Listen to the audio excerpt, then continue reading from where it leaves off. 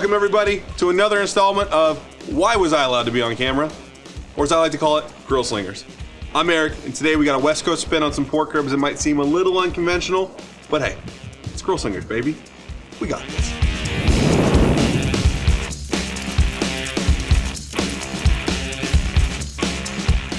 Alrighty then. Ribs have a special place in my heart, probably because of the cholesterol, but it's actually the first thing I ever made on a barbecue. You know, I started with a real basic recipe back when I really got into grilling, and my ribs were terrible. You know, my wife would always kind of be like, "Oh no, honey, it's great," but they were garbage.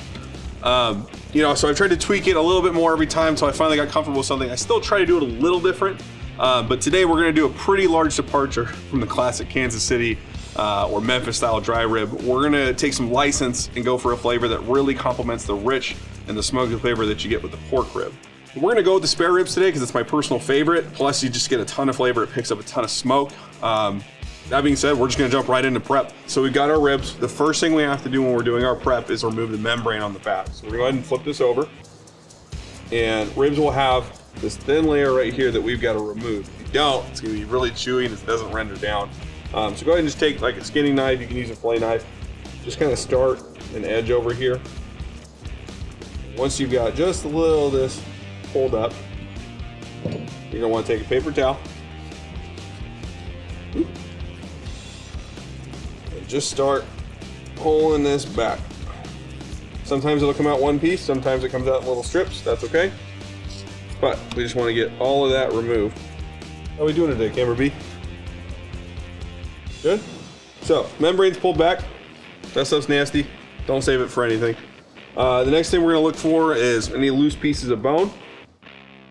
We just want to make sure there's no bone fragments because you don't want to eat that. So then we're just gonna look for like loose pieces of like meat or fat that's, you know, just gonna burn while we're cooking. Kind of just take this guy right here. Woo. Get rid of that. So now we got our ribs all trimmed up. We're gonna go ahead and get our smoker set up. Today we're gonna run it on the pellet grill. We're gonna set it at 250. We're also gonna use a smoke tube to just infuse as much smoke flavor as we can into the ribs. Once we got the grill starting up, we're gonna go ahead and jump right into seasoning. Now, you can use a binder on these ribs. I've used Worcestershire, Worcester. How are you supposed to say it? Worcestershire. Worcestershire. No, I mean seriously. Worcestershire. Worcestershire. God damn it. Oh, it's German, isn't it? Worcestershire? I really don't know if I'm saying it correctly or not. Can someone look it up? Those aren't even like... I'm telling you. What's a W supposed to sound like? Not the letter W, but that's W-U-S. Worcestershire. Worcestershire. What? Worcestershire. Worcestershire.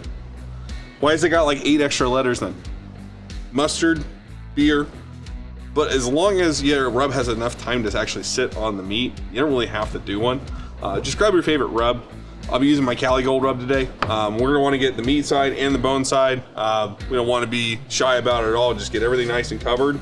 We're gonna let it sit for a little bit. Let's go ahead and jump right in. You wanna go nice and high to get even distribution. Dun, dun, dun. Go. And we're getting a nice color on this. I'm probably putting more seasoning on the board than I'm getting on the meat, but that's okay. All right, so we got this side seasoned, so we're gonna go ahead and flip.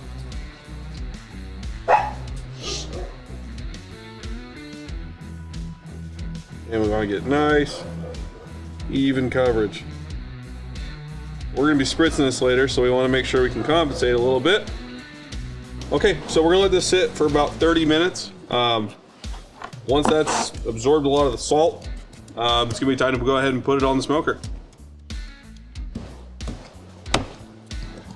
All right, so we got our ribs seasoned up. They're sitting on the smoker. We're gonna go ahead and spritz every 30 to 45 minutes with some apple cider vinegar. If you wanted to go for a Memphis style dry rib, you can pretty much just keep this going for 5 hours and just stop the video right here. But if you trust me, I hope you do. What you wanna do is grab some parsley, some basil, and some green onion. We're gonna go ahead and mix these up, and we're actually gonna use this as a garnish on our ribs once our glaze is set. So once that's done, we're gonna go ahead and get our glaze going. All right, so now we're gonna go ahead and put our glaze together. It's a very simple process. We're just gonna use a 1-to-1 ratio of honey and Vermont maple syrup. We're gonna be using hot honey on this. You can use regular honey if you want, if you're like a mayo is spicy kind of person. But you know, I like to keep a little spice in life, so we're just gonna go ahead and get that in there and just stir it up. And once we're ready to glaze, we'll pull this thing and we'll just brush it on our ribs.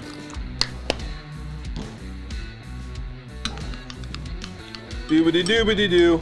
All right, so we got our greens and our glaze all set to go. Our ribs are still going in the smoker. So what we're gonna do now is we're gonna bring my lovely wife, Natalie, up here, who's going to explain a little bit of this absolute luscious deliciousness looking thing here. Hey guys, so what I got here is creamy, rich goodness. We made this mac and cheese using 3 cheeses, sharp cheddar, Gruyere, and Fontina. You wanna try it? I mean, that's why I was grabbing the spoon. Go for it. All right, let me get a little bit of this crust. I'm usually the mac maker of the house, but this like goes beyond anything I think I'd ever put together. These cheeses go perfectly together. How'd you get the texture?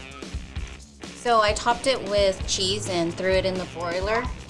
What kind of cheese? Sharp cheddar. Okay. Yeah. And not only that, but I also created different layers in between the mac. So this is for all my cheese lovers out there. This is absolutely bomb. I mean, can we make this again? Yeah, of course. I'm gonna take it away now before you eat it all. All right. You sure? Yeah. Okay.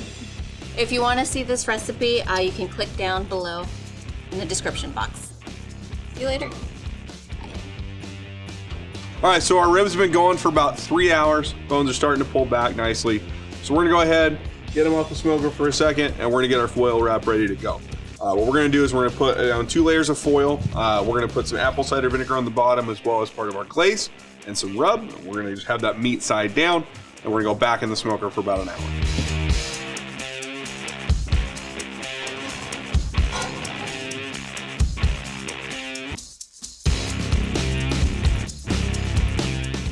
So kind of just set these off to the side for right now.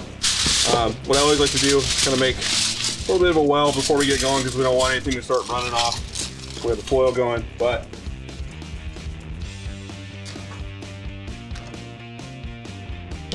go ahead and grab some of your apple cider vinegar and just put this down here. What we're really doing is we're kind of just basting the meat. It's already picked up all the smoke flavor within the first 3 hours. We'll put down some of that rub.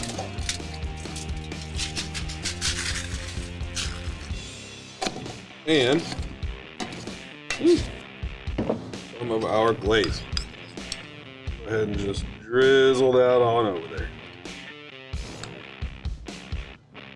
Drizzle, drizzle, drizzle, drizzle. All right. Go ahead and take these ribs. Go ahead and go meat side down. And we're going to wrap lengthwise once, twice, crisp. Back over and back over. All right, get them kind of tucked in here so that way we have everything braising, and we're gonna go back into the smoker for about an hour. All right, so our ribs have been in the foil for about an hour. We're gonna take them out and get them back on the smoker about 15 minutes just so they can dry off a little bit, and then we're gonna go ahead and start brushing on our glaze. All right, so as our glaze sets, we're gonna have Liz come up with a cocktail. I have no idea what it is. Whoa, yeah, don't hit your head. I'm never gonna live that down, am I? No. Okay. This looks like an old fashioned. Well, why don't you try it first? Okay. Cheers. Mm.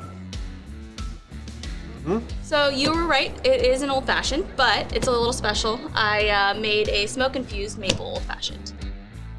That is perfect with ribs. But how did you infuse smoke into this? You didn't use liquid smoke, right? Oh, no. So I actually made smoked ice from scratch, and then I also smoked the glass as well. How? Well, I think you're gonna just have to watch the video on how I did that, and I'll just text you the link. Okay then. Thanks, Liz. Welcome, bye. I guess I'm gonna be the one that has to put the link up for that. So go ahead and look in the description. We'll have a short recipe on how to put together the smoke infused maple old fashioned. looks like it's about time to get those ribs off the grill, so we're gonna go ahead and pull them off and we'll get them dressed. Okay, we've set the glaze. We're ready to pull them off, so we're gonna go ahead and get those off the grill. Ooh, baby.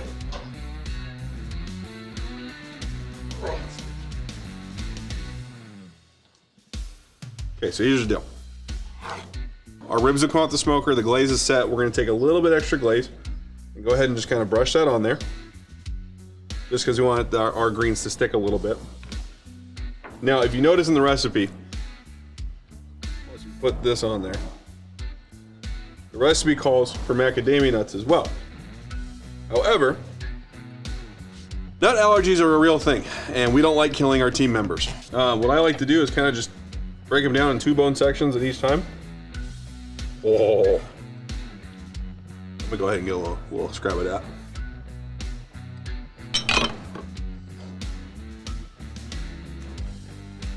Well, thanks for watching. If you like what you've been seeing and you want to see what we're whipping up, feel free to like, subscribe, and smash that little notification bell. Comment below if you want to see what we're cooking next, and if you got any fun facts on humpback whale pod culture. Thanks. We'll look forward to seeing you next time.